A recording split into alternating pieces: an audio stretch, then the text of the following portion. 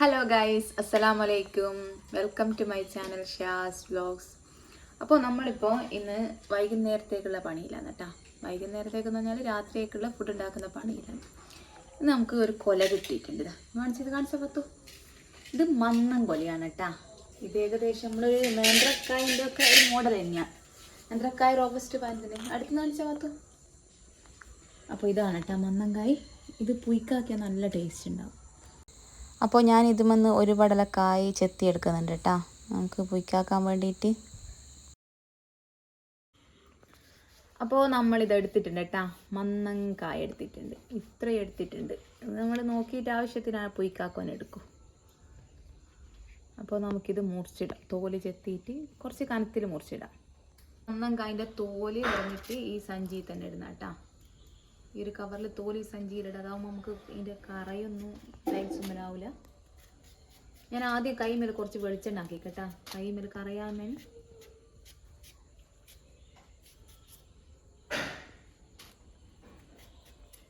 ഇത് ഏകദേശം ഒരു നേന്ത്രക്കായൻ്റെ ഒരു മോഡൽ തന്നെയാണ്.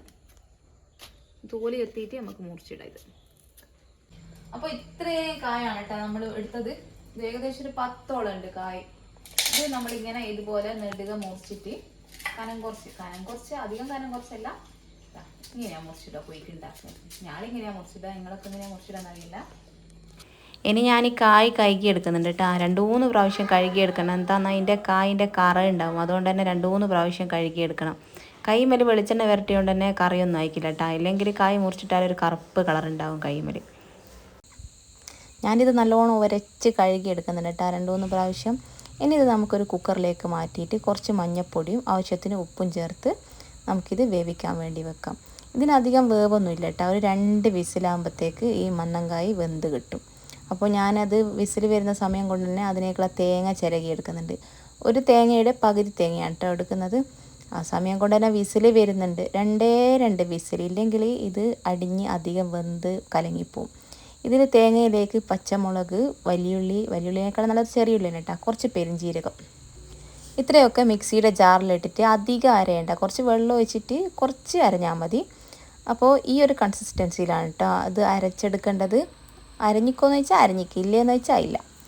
അപ്പോൾ തേങ്ങ അരച്ചെടുത്തിട്ടുണ്ട്. ഈ സമയം കൊണ്ട് തന്നെ കുക്കറിൻ്റെ വിസിലൊക്കെ പോയി ഞാൻ കുക്കർ തുറന്നിട്ടുണ്ട്. അതിനിടയ്ക്ക് കായ് വേവിച്ചതെടുത്ത് മക്കൾ പോകുന്നുണ്ട്. ഇനി ഇതിലേക്ക് നമ്മൾ നേരത്തെ അരച്ച് വെച്ച തേങ്ങയുടെ അരപ്പുണ്ടല്ലോ, അത് ചേർത്ത് കൊടുത്ത് മിക്സി കഴുകിയിട്ട് കുറച്ചുകൂടി വെള്ളം ചേർത്ത് കൊടുക്കുന്നുണ്ട്. ഇനി നല്ലോണം അടുപ്പത്ത് വെച്ച് നല്ലോണം ഒന്ന് ഇളക്കി യോജിപ്പിക്കുക. ഞാൻ കയ്യിൽ കൊണ്ട് നല്ലോണം ഒന്ന് മിക്സ് ചെയ്യുന്നുണ്ട്. ഇനി ഇതിലേക്ക് കുറച്ചധികം തന്നെ കരിവേപ്പില ഇട്ട് കൊടുക്കുക. എന്നാലും നല്ല ടേസ്റ്റ് ഉണ്ടാവും കേട്ടോ. കായിൽ കരിവേപ്പില കൂടിയാൽ, ഇത് നമ്മൾ ഇവിടെ തന്നെ ഉള്ളതുകൊണ്ടാണ് അധികം ചേർത്ത് കൊടുക്കുന്നത്. അപ്പോൾ കായ് റെഡിയായി. ഞാൻ ഓഫ് ചെയ്ത് മൂടി വെക്കുന്നുണ്ട്. ഇനി ഇത് ഞാൻ ഇപ്പം തന്നെ കഴിക്കുകയാണ് കേട്ടോ. ചൂടോടെ കഴിക്കുമ്പോൾ ഒരു പ്രത്യേക ടേസ്റ്റാണ്. ഞാനൊരു ഇലയൊക്കെ മുറിച്ച് അതിസാഹസികമായിട്ട് റൗണ്ട് ഷേപ്പൊക്കെ കട്ട് ചെയ്തെടുത്തിട്ടുണ്ട്. ഇത് ഞാൻ കുറച്ച് പണിപ്പെട്ടിട്ടാ. അപ്പോൾ അതിലേക്ക് ഞാൻ കായ് വിളമ്പി കൊടുക്കുന്നുണ്ട്. നല്ല ടേസ്റ്റാണ് കേട്ടോ കായ് ഇങ്ങനെ ഇലയിൽ കഴിക്കാൻ വേണ്ടിയിട്ട്. അതിന് കുറച്ച് സൈഡ് ഡിഷായിട്ട് അച്ചാറും എടുക്കുന്നുണ്ട്. ഞാനും മക്കളും എല്ലാവരും കൂടി ഒരുമിച്ച് ഒരു ഇലയിലിരുന്നായിരുന്നു കഴിച്ചത്. മൊളേഷ്യനും ഉണ്ട് കേട്ടോ ഉച്ചക്കത്തെ. അപ്പോൾ അതും കൂട്ടി കഴിക്കുന്നുണ്ട്. ചൂടോടെ തന്നെ നല്ല ടേസ്റ്റ് ഉണ്ടായിരുന്നു. അപ്പോൾ നിങ്ങളെ വീട്ടിലൊക്കെ രാത്രി എന്താ ഫുഡ് ഉണ്ടാക്കൽ? ഞങ്ങളിങ്ങനെ രാത്രി എന്തെങ്കിലും ലൈറ്റ് ഫുഡാണ് കേട്ടോ കഴിക്കുക. ചിക്കന് അങ്ങനത്തെ ഒക്കെ രാത്രി വളരെ കുറവാണ് കഴിക്കും. അല്ലെങ്കിൽ ഉപ്പുമാവ്, അല്ലെങ്കിൽ ഇതുപോലെ കായ്പൊയ്ക്ക്, അല്ലെങ്കിൽ ചേമ്പ്, ചേന, കപ്പക്കിഴങ്ങ് അങ്ങനത്തെ ഒക്കെ കഴിക്കാം. അപ്പോൾ വീഡിയോ ഇഷ്ടപ്പെട്ടാൽ ലൈക്ക് ചെയ്യുക, ഷെയർ ചെയ്യുക, സബ്സ്ക്രൈബ് ചെയ്യുക. Bye bye.